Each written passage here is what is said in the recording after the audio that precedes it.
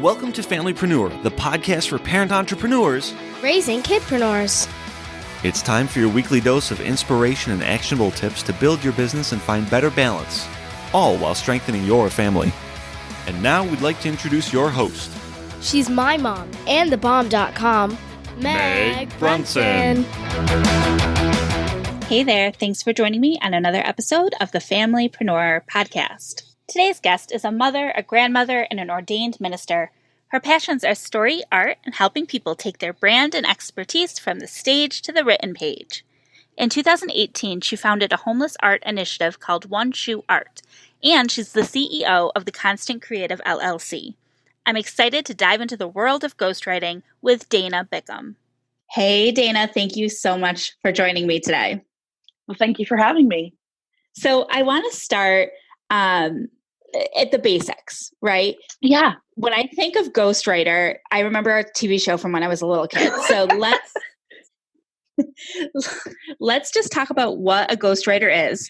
I mean, it's what you are, it's what you do. So give me a brief rundown as to of what that entails. So a ghostwriter is someone who comes alongside you and helps you write your book or your content on your blog. Funny story, I now think of my high school years as ghostwriting because I made a lot of money in high school writing other people's papers. But now I have turned it into a business. And so if someone is looking for someone to create some form of content, say it's for their blog or for, they want to send out several articles to shops and magazines, but they don't have time to write on a subject, then you partner with a ghostwriter. You give them all your information. You let them pick your brain. They essentially become your student until they can recite and write about what you are an expert in. One of the things that happens with ghostwriting is you can write anonymously as a ghostwriter, hence the word ghost. You don't know them, you don't see them, they just kind of are in the background. And that happens a lot in this field of work. People will hire me and say, my name's going to be on the article. I just need you to write it. And so we enter into a contract for that.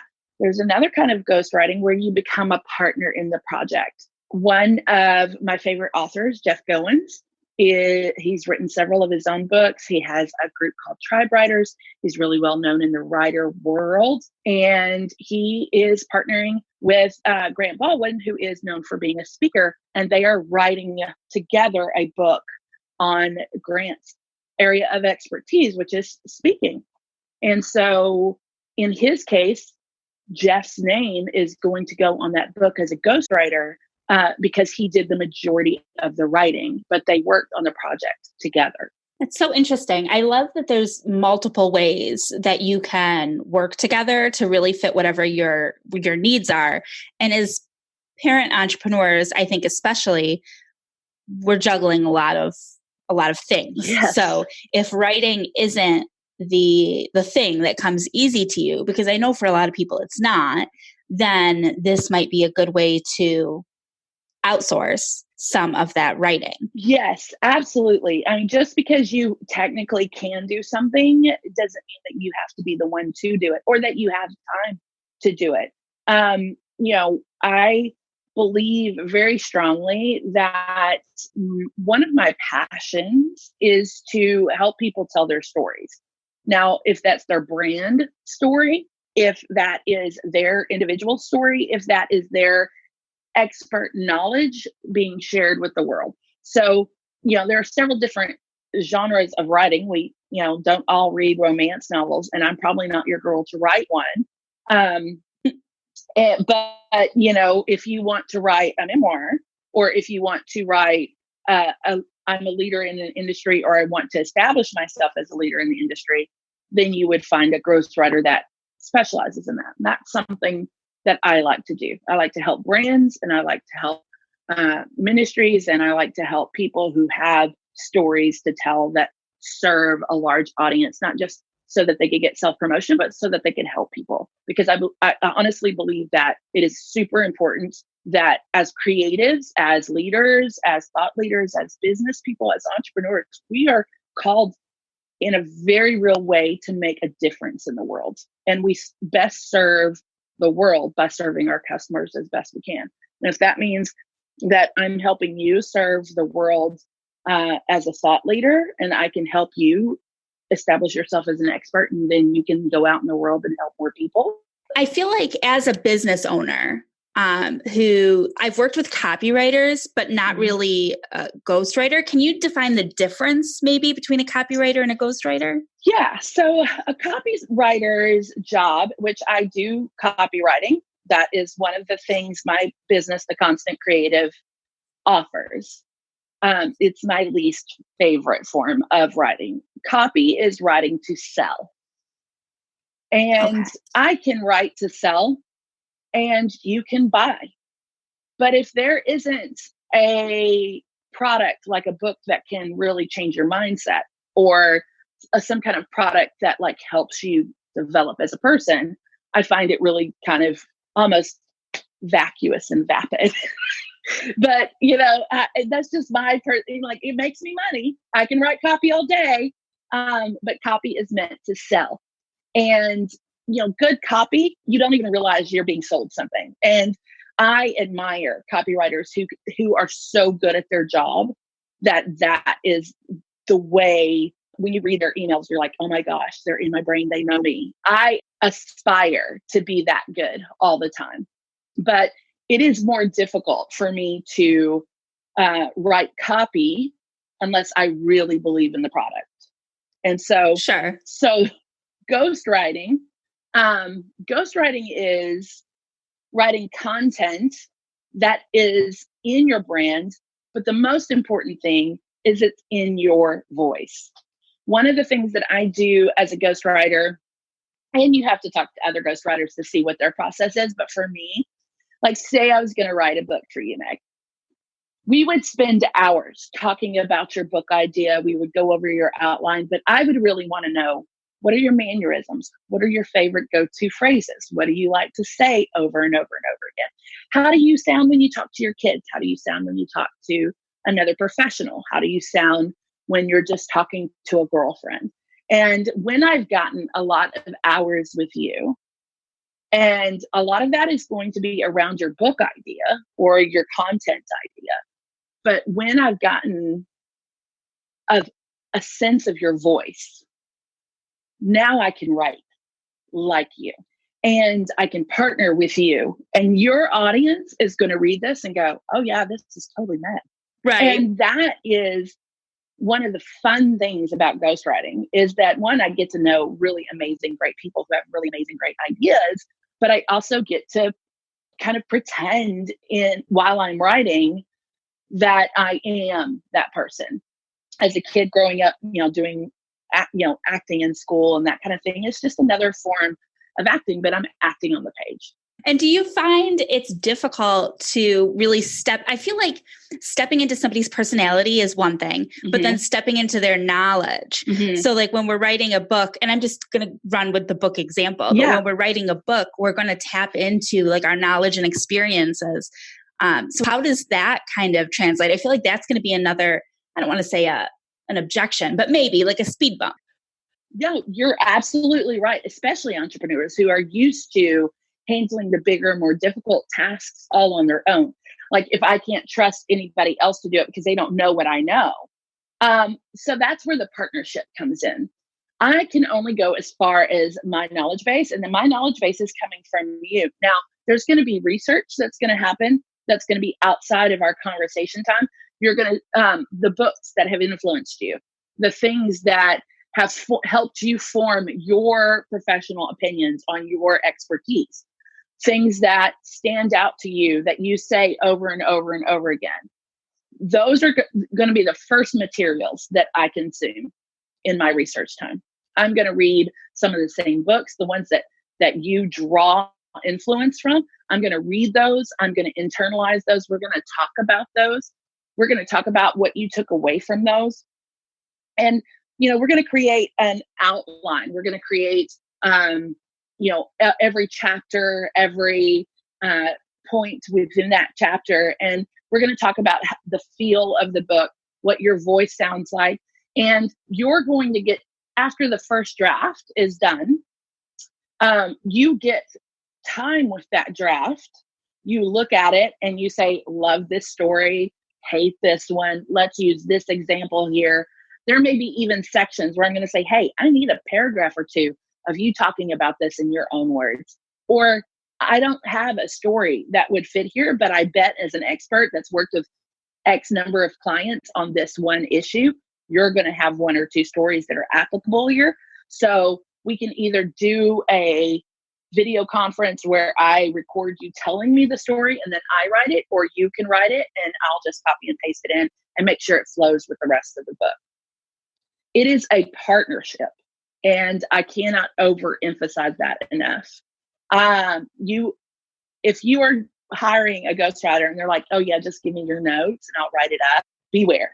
Because it's a red flag. Yeah, it's a red flag. No one can get done well what you need at the end of a book. So for a typical business book, you're looking at 40 to 50,000 words. That is a 10 to 15 chapter book that has 2 to 5 sections inside of each chapter. And when you start breaking it down into the nuances of, well, what's this section about? What do I think about this section? Just in conversation alone, over a few days, you're going to have quite a bit of material for as a ghostwriter to write from. You have in an outline and just conversation with the expert. It takes going back and forth. I'm currently working on a project for someone I have a confidentiality agreement with, so I cannot say their name, but it's a book on cross-generational leadership. And I find that the subject matter fascinating as a parent of a millennial and as a Gen Zer, and being a Gen Xer, it's just very fascinating materials. But, once I wrote the first draft, this leader loved the material, but he saw so many different ways that we could add to the book. So now in the second draft, we're adding so much more content that I'm writing afresh. And towards the end of us getting this manuscript together to give to his agent, we will then probably meet. I'll fly to him and we'll stay anywhere from 3 to 5 days working just on this book. I can see how that guidance is invaluable, because the process, I feel like, of writing a book when that's not your forte, there's so many steps and so many nuances that go into it. And I know, I just know from my time in this entrepreneurial space that a lot of the respected entrepreneurs in the space who have written books have also utilized a ghostwriter in some way, shape, or form. Yeah. I always thought that it would diminish the authority that the author would have, because it wouldn't be all of their words. But I see that that's not the case for the people I know. And hearing you breaking it down, it still seems like the influence is very much very there. Yeah, because I don't know what to write until the expert or the influencer, the business entrepreneur brings me their ideas. They're the ones who have dreamed of this book. They're the ones that know exactly the message they want to say. Now, they may not know who they want to say it to, but their avatar often in the book world is going to be their avatar in the entrepreneurial space. They're either using this to groom people to become clients or to enrich the people who are already their clients. So when we think of it that way, now this makes great business sense to create a book and establish myself as an expert. The process of writing a book is fairly straightforward. If you've ever written a research paper in college or high school, now you need to exponentially expand that, because now you're going for 40, 50, 60,000 words at the end. And, your editor or your agent may trim that down to a much smaller book, but it's going to be much more meaty by the time it's been edited if they have, more to choose from. That's great. That's a great explanation. And I really appreciate you breaking it all down. I'd love to hear a little bit more about you and your background and how you got started as a ghostwriter. The way I got started is a very strange circular route. I always loved writing. I kind of alluded to the fact that I liked it so much and I was so good at it in high school that I made quite a bit of money from some kids just paying me to write their papers. I don't recommend that. Families that have kids that are in business and their kids are listening, I'm sorry. It's just the truth of my story. I started off writing that way. I once had an 8th grade teacher tell me, "Oh, Dayna, just be an actress. Don't be a writer."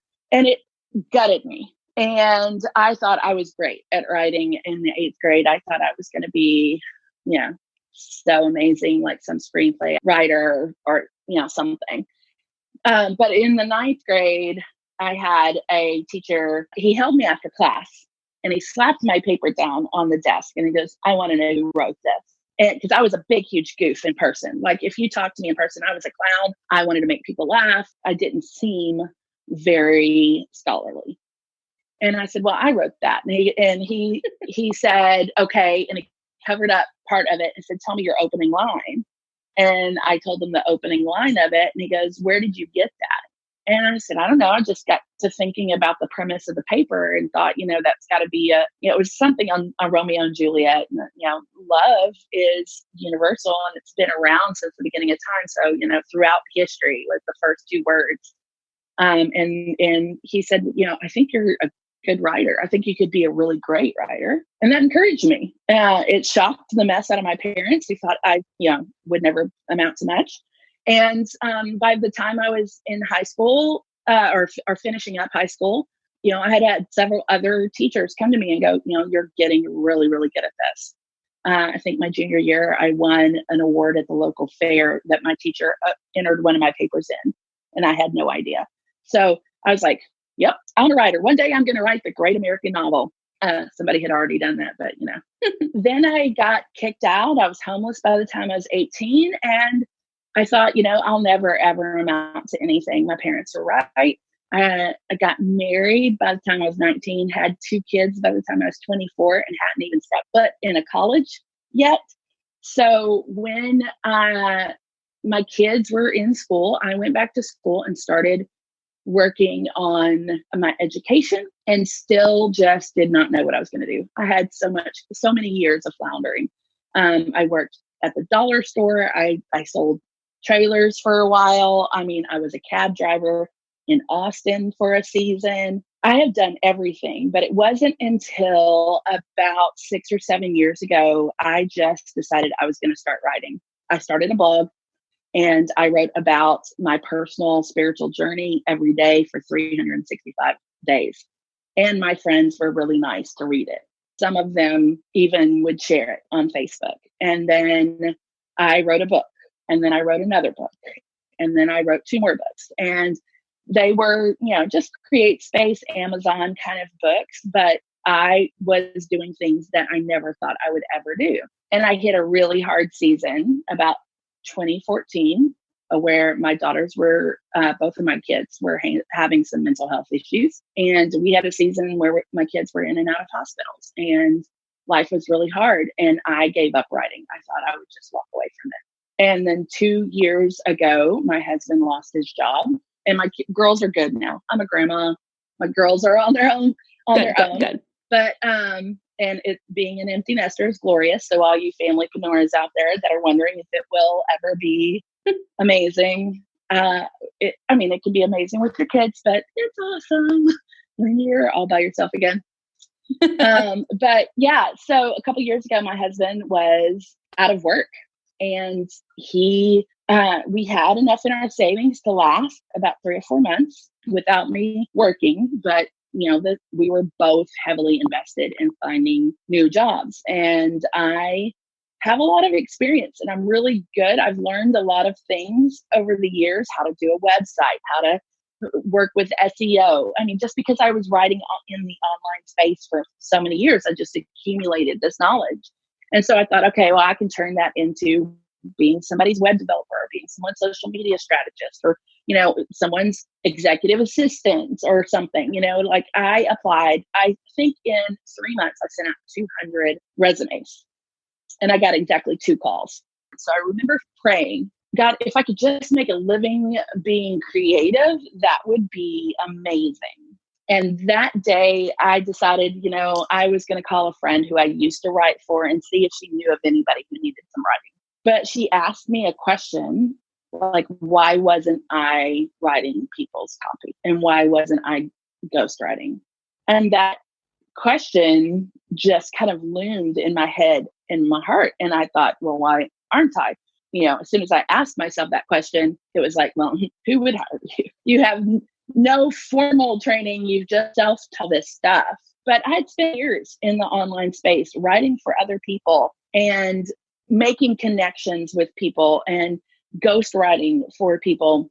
So I went through and I changed up my LinkedIn, and I kind of like was worried about hanging a shingle and saying that I was or wasn't something. So I had many different services I offered, and I would pitch social media to my local lawyers and real estate agents that were really bad at social media, and like pitch that to them. And then I would pitch writing services to people I knew who were blowing up in other areas, but their blogs were kind of like sad, or I just offered all these different services. And it took me 2 years before I honed in on the fact that I am a really good writer, and people know me for being a writer.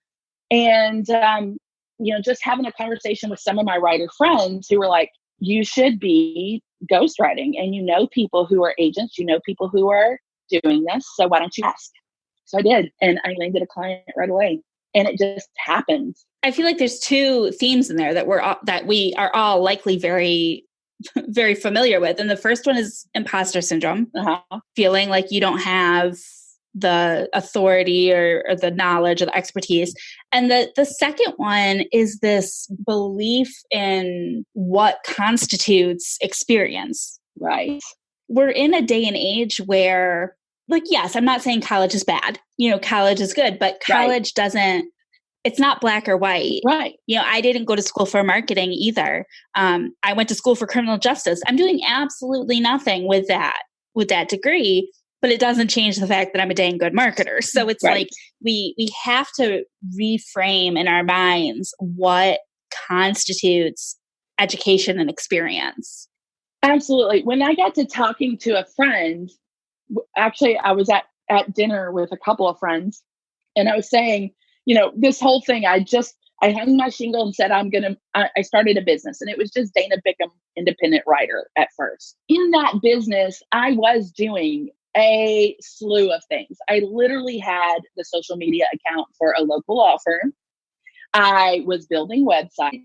I was writing copy for a woman who has a ministry, out in California. And then I'm in Texas. And then I was also writing copy for a website that is what we call a congregate website. They gather stories and feel good things from all over the place. Stories you've probably heard and seen on like Vox or on YouTube before. And they take that content, re-aggregate it, put a fresh story written from scratch, but with all the same relevant facts. So there's no plagiarism, and then rehash it to the public, which gave me a lot of practice. Some days I was writing 20,000 words a day because I was writing 4,500 word stories for this place. And I mean, it was crash course.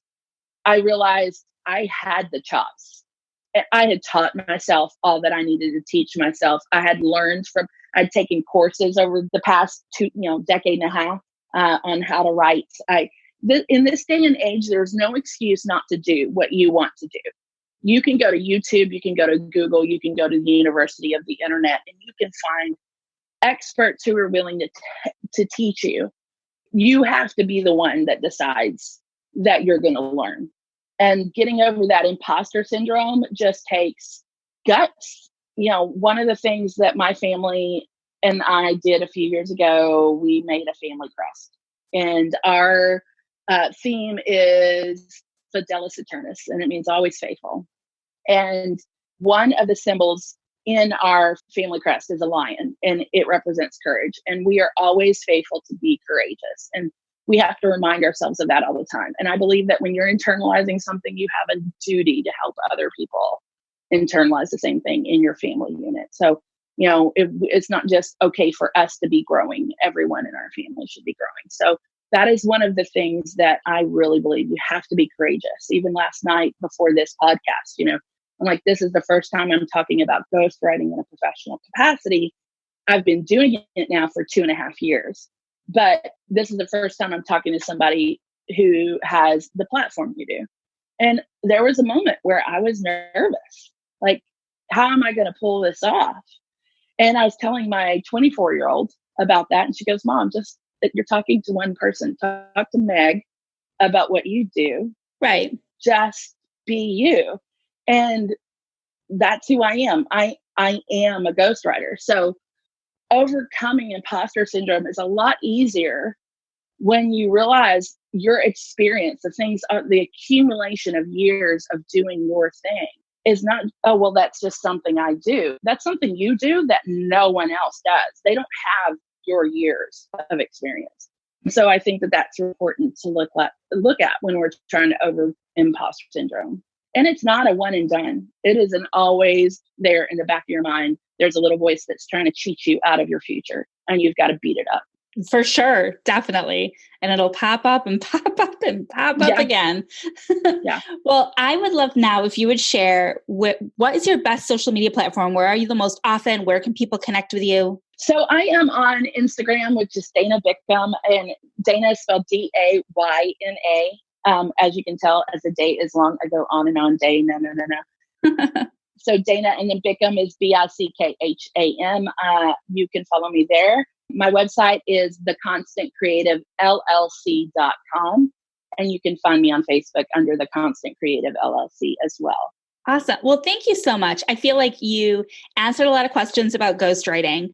I think if people had heard of it, it provided some clarity and some understanding on how hiring a ghostwriter will help with your time management, but also your productivity without taking away from your voice in the process. Yeah. I'm so glad we got to go through all of that. And if people, like I said, if they had heard about ghostwriting, they've got that clarity. And if they hadn't heard about it, now they've got an idea in their head, maybe not for this year, maybe not for this month, but for down the road. Yeah. When the time is right to get that first book out there. Yes, absolutely. And it doesn't have to be as big a book as, other experts. You can do a small little ebook that say 10, 15,000 words that you've put a lot of time and effort in that can be the premise for building later. And it's just starting you out where you are. I think it's extremely important not to say, oh, well, that's for someday future. But like, if you always give your best work away in small doses, people are always hungry for more. Oh, I love that. Thank you so much. You're welcome, Meg. Thank you for having me. That's it for today's episode of the Familypreneur Podcast. You will find all of the links mentioned in this week's episode and the show notes at megbrunson.com/podcast. Until next week, I'll see you over in the Familypreneur community. Bye for now.